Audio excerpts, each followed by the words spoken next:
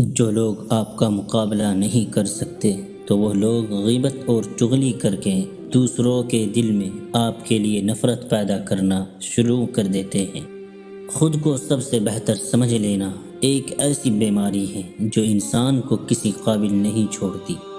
اگر آپ کو روکنے ٹوکنے والا، ڈانٹ ڈپٹ کرنے والا اور آپ کی اصلاح کرنے والا کوئی موجود ہے تو اللہ کا شکر ادا کریں، کیونکہ جس باغ کا مالی نہ ہو وہ بہت جلد اجڑ جاتا ہے۔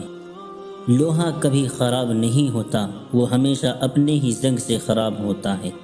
اسی طرح انسان کو کوئی برباد نہیں کر سکتا، اس کی سوچ اور دوسروں سے امیدیں ہی اسے برباد کرتی ہیں۔